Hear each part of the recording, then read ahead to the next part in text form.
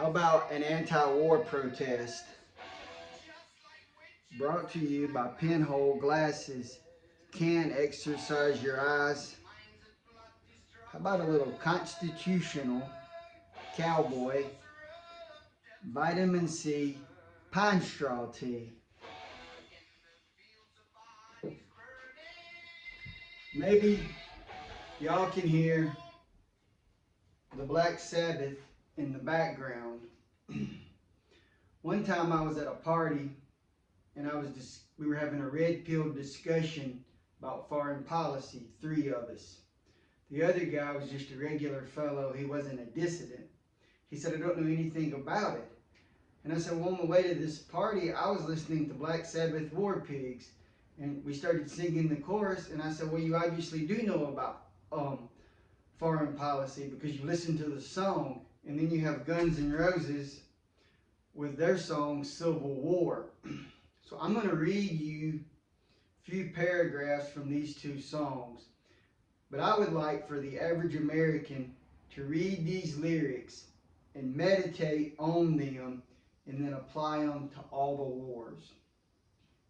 And let their minds and their research go behind the newspapers and the news media. Red pills. Why don't you try some?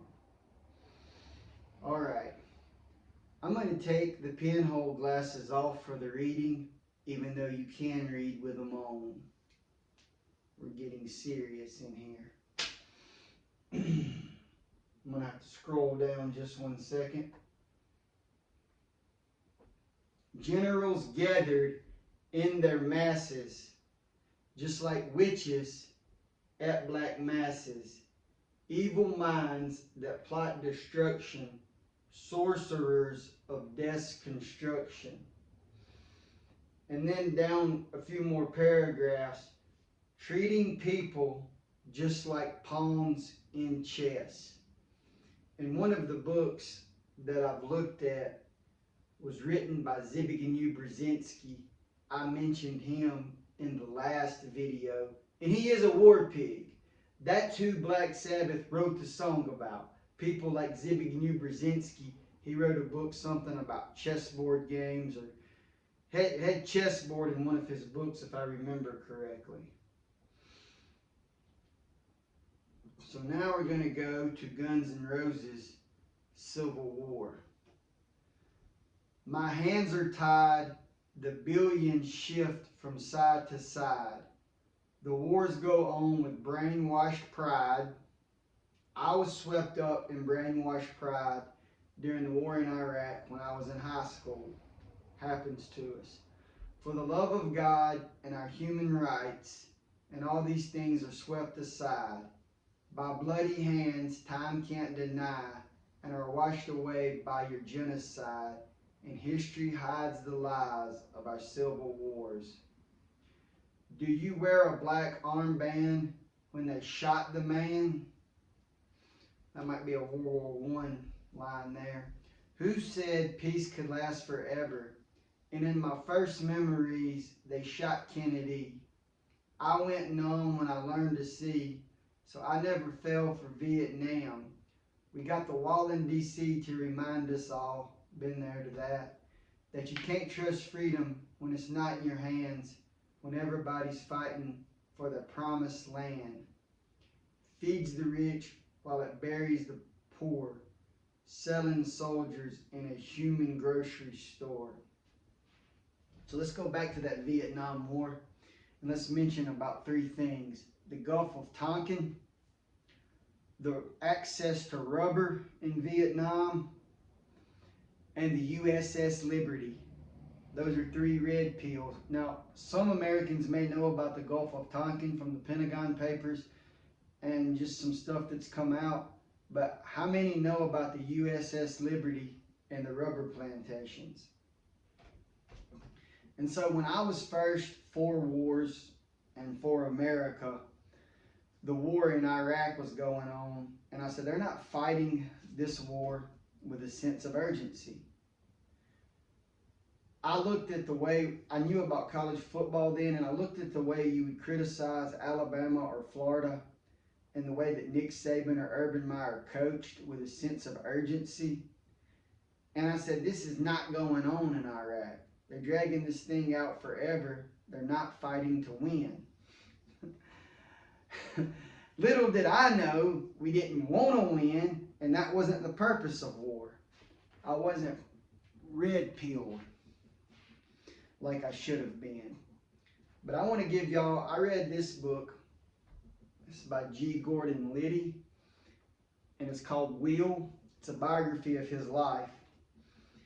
And G. Gordon worked at the mid-level, I should say upper level, but he wasn't at the very top.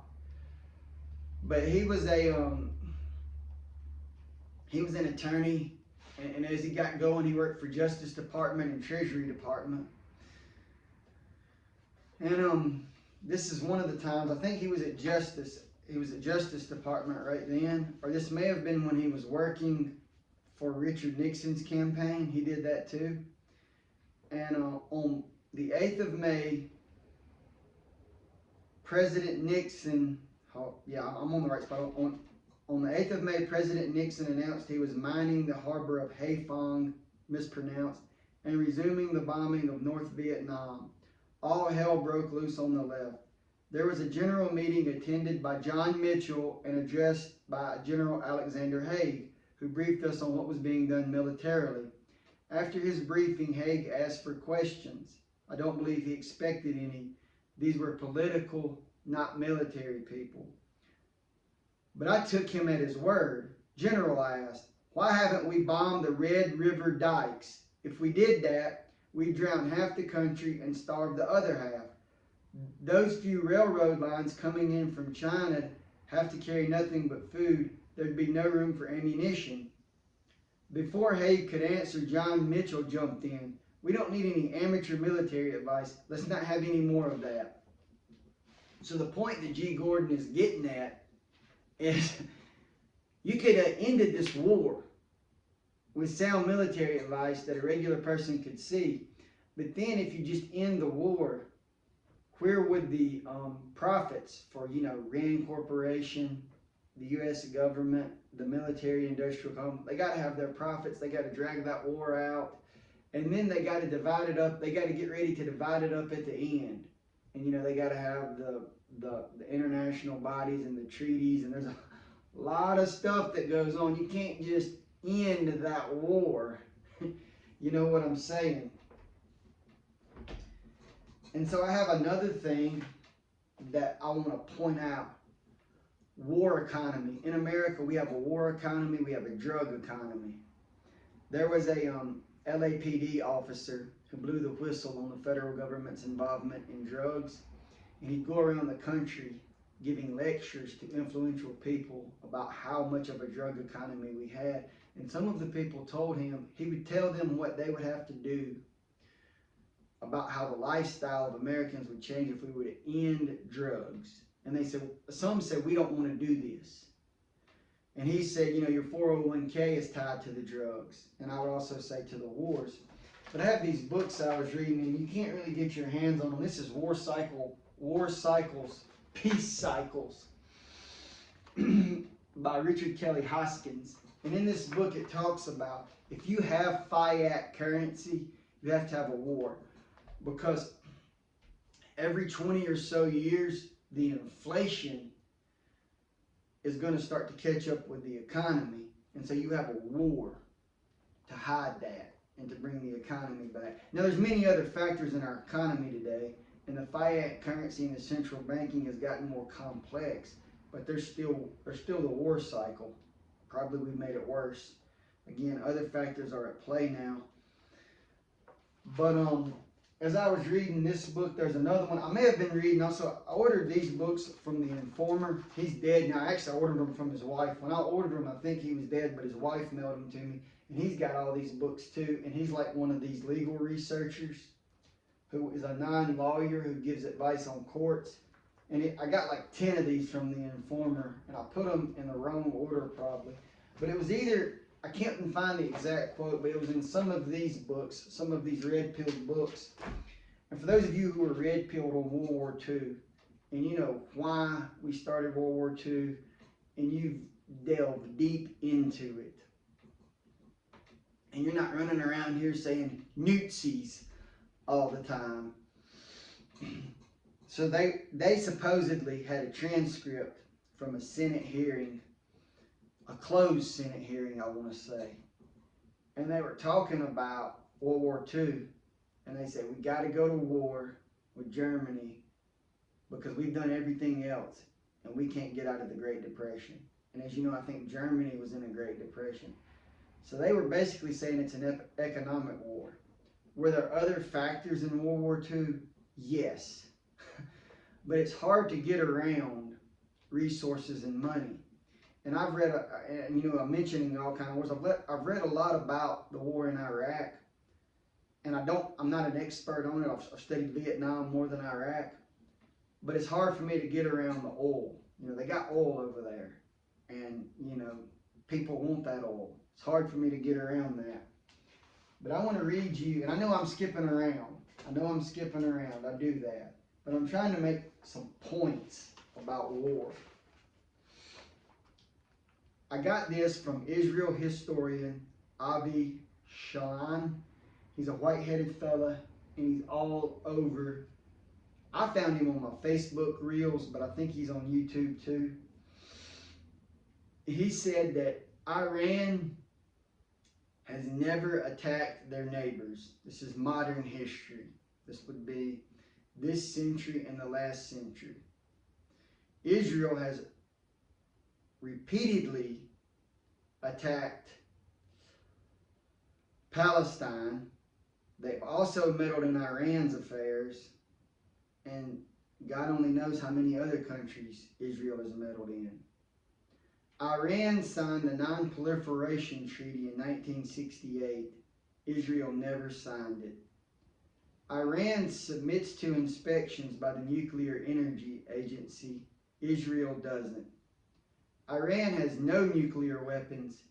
Israel has between 75 and 400. And I think he's having to guess because they don't really tell you. And I would encourage you to look this up and study it. But I don't know how anybody could believe the news media now, but obviously Americans still don't. But I am glad to see that YouTube has made it easier, the internet has made it easier to get red-pilled information out there. And so if you can, and if it's at all possible, and you have divorced yourself from this economy and this world, I give you a cheers. But I gotta confess, I have not. I do work for a large corporation, and so therefore that makes me just a sunshine patriot. But I know that there are some real patriots out there, and I salute them. So, have a good day, and please question these wars.